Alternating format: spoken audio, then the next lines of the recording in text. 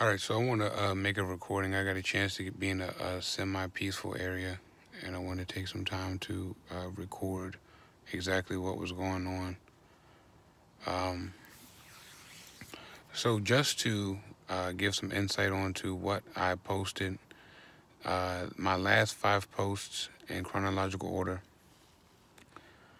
I recently had a false claim placed on me by my family and my neighbors. As you know, a lot of times 90% of targeted individuals' families are involved in their harassment and gaslighting, so on and so forth.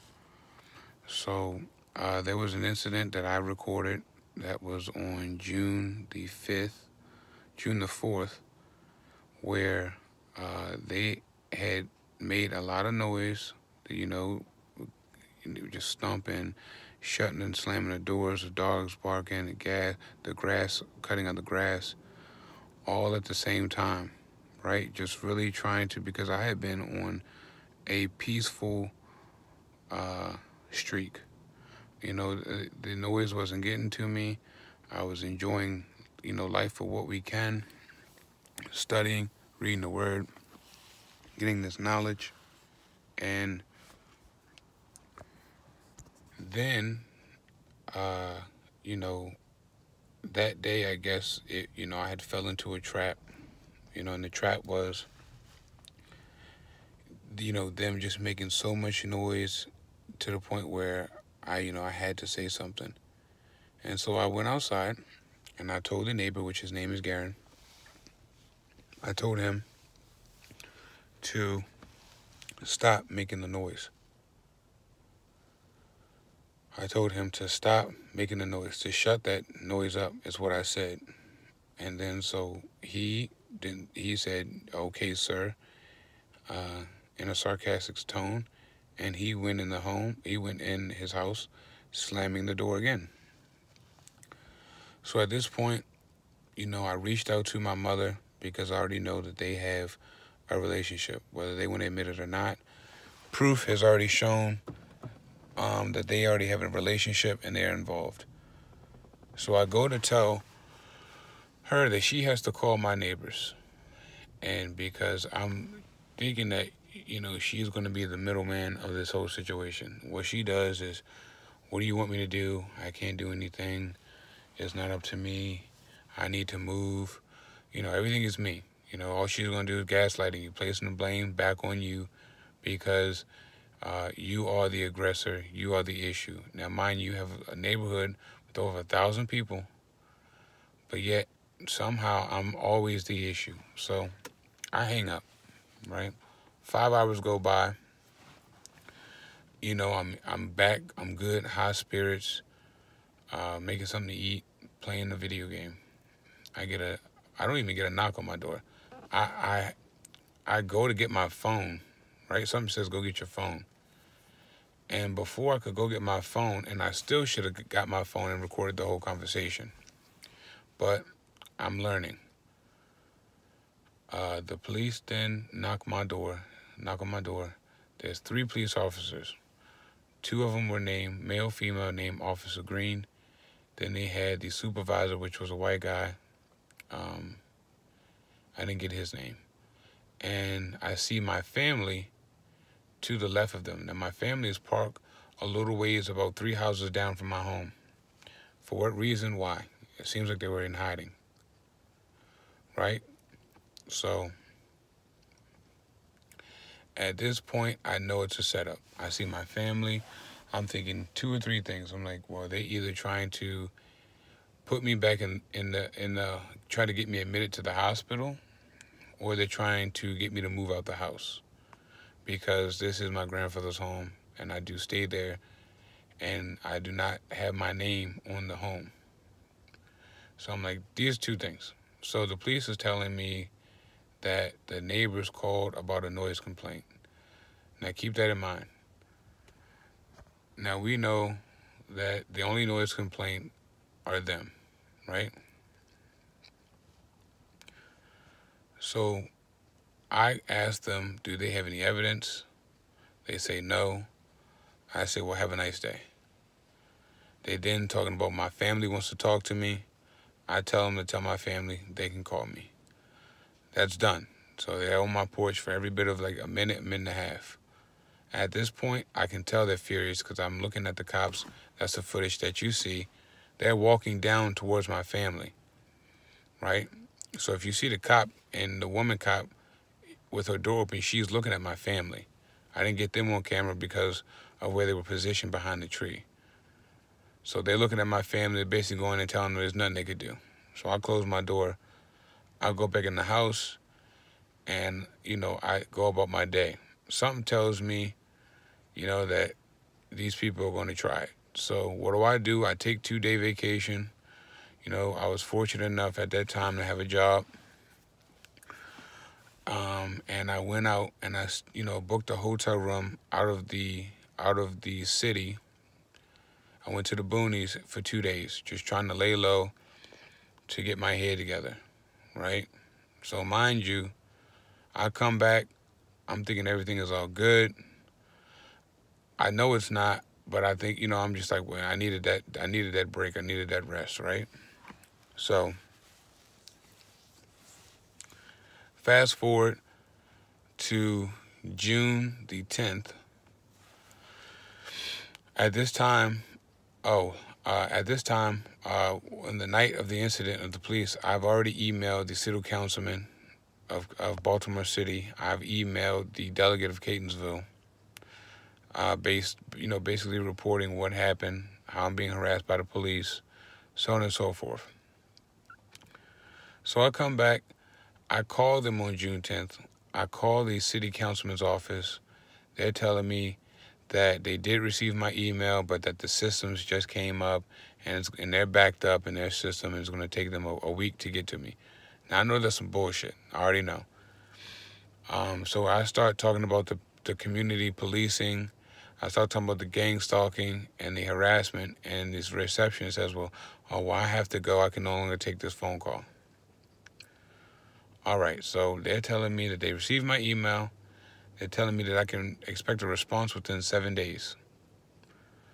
All right, so fast forward to 10 minutes after that, I have the video that I posted of the noise campaign with my neighbors, the fire department, and my backyard, basically just doing circles. And this is all an intimidation factor to get me to not, I guess, I don't know what they were doing. Excuse me, they're trying to make me go to sleep. But I don't know what they were doing, but it wasn't healthy, and it wasn't in good intention, right? So I record them, I post it for documentation, and fast forward to from the 10th, when they had the police drive past my house speeding, the noise campaign, and the fire department, to last night. So last night, I go out, I had to do some things. I come back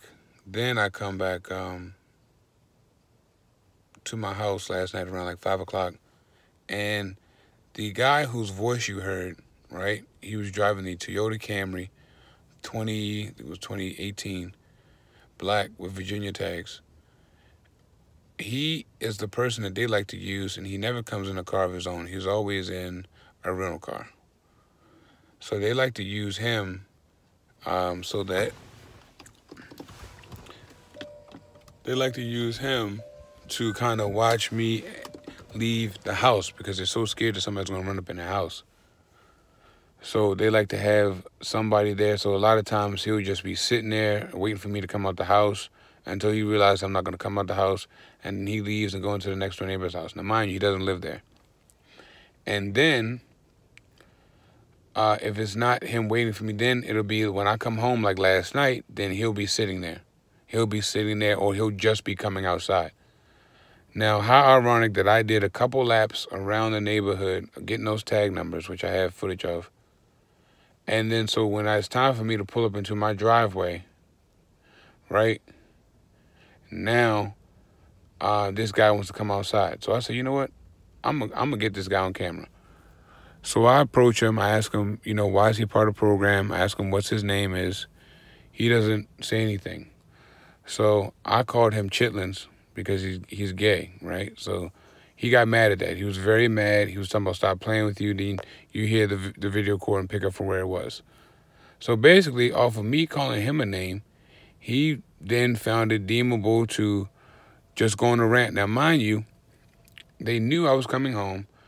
They allowed him to come outside. I was provoked to approach him. And then from there, because it already looked like I was the harasser, right? I was the aggressor. They allowed the guy to follow me on the highway. They changed the lights for me, making them red.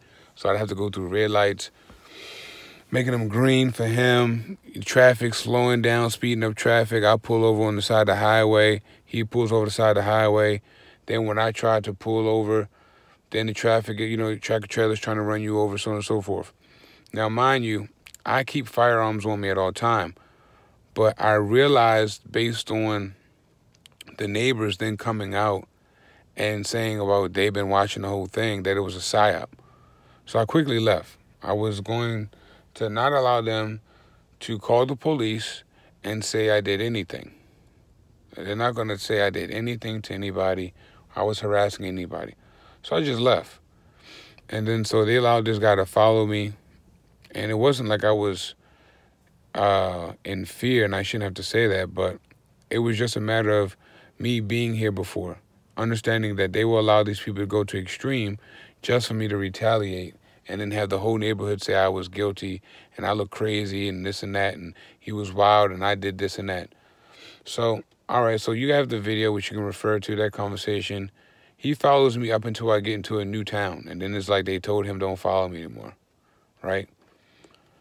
Because I was actually going somewhere where I would have the advantage to then do what I need to do. So,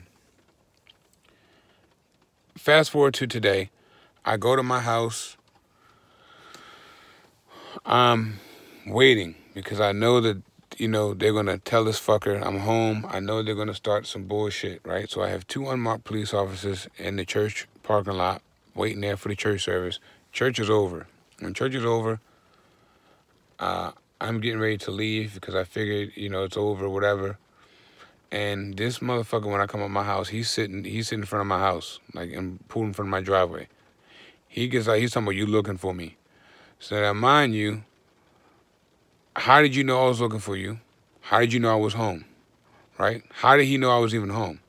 They told him I was home.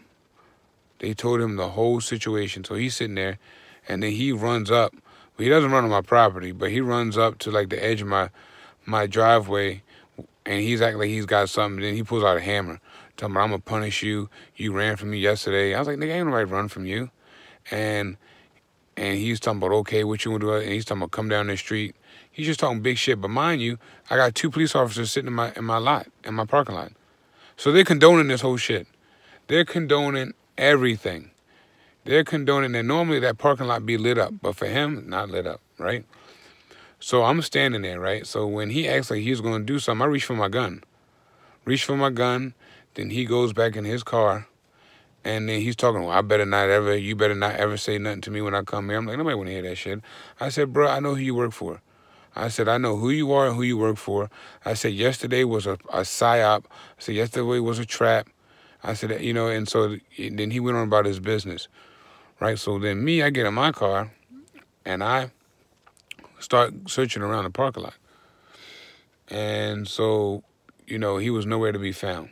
So, you know, the whole thing I'm saying is they control every aspect of the situation, bro, as some of you may know. They tell him when you're home. They tell him if I had went to Burger King, he would have pulled up to Burger King. If I had been at Walmart, he would have pulled up at Walmart, right? They tell him where you're at. They sit there, right? And the reason why they were all sitting there in the church parking lot was so they could be witnesses to me shooting him and then, oh, what did he do to you? And we didn't see nothing. So, you know, it's very irritating, man. It is so irritating, this situation.